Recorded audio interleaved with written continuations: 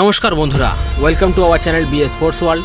আজকের এই ভিডিওতে আপনারা জানতে পারবেন কেন হার্দিককে ব্ল্যাকলিস্ট করতে চাইছে ভারতীয় ক্রিকেট দলের কোচ ও সিলেক্টররা, কেন হার্দিক পান্ডিয়ার বদলে ক্যাপ্টেন্সি দেওয়া হলো সূর্যকুমার যাদবকে, কেন তাকে রাখা হলো না ওডিআই সিরিজের দলে, ক্যাপ্টেন্সি তো দূরের কথা কেন তাকে ভাইস ক্যাপ্টেনের দায়িত্বটিও দেওয়া হলো না, তাকে নিয়ে কি মত প্রকাশ করছেন বিসিসিআই সিলেক্টর অজিত আগারকার এবং কোচ গৌতম গম্ভীর। তবে তার আগে বন্ধুরা, আপনারা যদি আমাদের চ্যানেলে নতুন হন তবে আমাদের চ্যানেলটি সাবস্ক্রাইব করে বেল আইকনটি প্রেস করে রাখতে ভুলবেন না।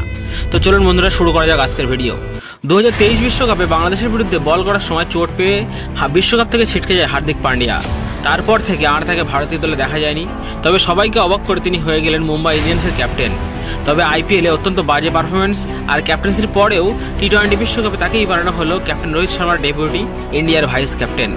তবে বিশ্বকাপে তিনি শুধু ভালো পারফরমেন্সই নয়, দিয়েছেন নিজের 100%-এরও বেশি। ব্যাট ও বল দুই জায়গাতেই পারফর্ম করে ভারতের বিশ্বকাপ জেতাতে বড় যোগদান দিয়েছেন। বিশ্বকাপ জেতার পর তার চোখের জল আর তার কথার মধ্যে দিয়ে তিনি আবারও নিজেকে প্রমাণ করেছিলেন। রোহিত শর্মা টি-20 থেকে অবসরের পর থেকে টি-20তে তারই ক্যাপ্টেন হওয়ার কথা ছিল। তবে বাদ সাধল ভারতীয় দলের নতুন কোচ গৌতম গম্ভীর ও সিলেক্টর অজিত আগারকার। শ্রীলঙ্কার বিরুদ্ধে টি-20 দলে তাকে রাখা হলো, ক্যাপ্টেন বানানো হলো সূর্যকুমার যাদবকে। এমনকি ভাইস ক্যাপ্টেনের দায়িত্ব দেওয়া হয়েছে শুভমান গিলকে, কিন্তু ওডিআই দলে তিনি সুযোগই পাননি। আর এবার এই বিষয় নিয়ে মুখ খুলেছেন কোচ গৌতম গম্ভীর ও সিলেক্টর অজিত আগারকার। সংবাদ সংস্থার দাবি, অজিত আগারকার জানিয়েছেন নেতা হিসেবে হার্দিক এখনও পরিপক্ক নন। নেতৃত্ব দিতে গেলে এখনও তাকে কারো না কারো সাহায্য নিতে হয়। গুজরাটে হার্দিকের সাফল্য পাওয়ার পিছনে রয়েছে কোচ আশিস নেহরার মস্তিষ্ক।